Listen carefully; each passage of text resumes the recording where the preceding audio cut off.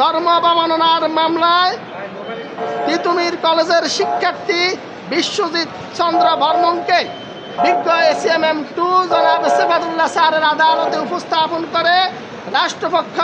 এই আসামির 5 দিনের রিমান্ড প্রার্থনা করলে বিজ্ঞ আদালত উভয় পক্ষের শুনানি শ্রবণান্তে সন্তুষ্ট হয়ে এই বিশ্বজিৎ চন্দ্র বর্মনকে 2 দিন রিমান্ড প্রার্থনা মঞ্জুর করেন। মাননীয় আদালতকে আমরা সন্তুষ্ট করতে সক্ষম হয়েছি যে অত্যন্ত সুদূর প্রসারী পরিকল্পনার অংশ হিসাবে আমরা বিজ্ঞ আদালতকে বলেছি বিগত 6 মাসের মধ্যে বাংলাদেশে যতগুলা ধর্ম অবমাননার ঘটনা ঘটেছে তা বিগত 16 বছরও ঘটে নাই।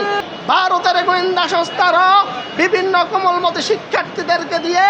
বুয়েট মেডিকেল, ঢাকা বিশ্ববিদ্যালয়, তিতুমির কলেজ সহ বিভিন্ন শিক্ষা প্রতিষ্ঠানে এই ছাত্রদেরকে দিয়ে ধর্ম অবমাননার মতো কাজ করিয়ে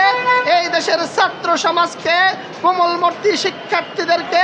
আবারও রাজপথে এনে গোলাফাড়িতে মাস স্বীকার করার যে এই ষড়যন্ত্রে লিপ্ত হয়েছে। এই জন্য এই আসামিকে রিমান্ডে নিলে পরে জানা যাবে যে এই ঘটনার সাথে কারা সম্পৃক্ত আছে,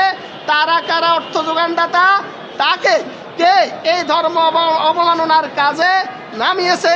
এই বাংলাদেশের হিন্দু মুসলিম ধর্মীয় সম্প্রীতি বিনষ্ট করার কাজে যেহেতু সে সম্পৃক্ত, সেহেতু বিজ্ঞ আদালত মামলার গুরুত্ব বিবেচনা করে আসামিকে 2 দিনের রিমান্ড প্রার্থনা মঞ্জুর করেন।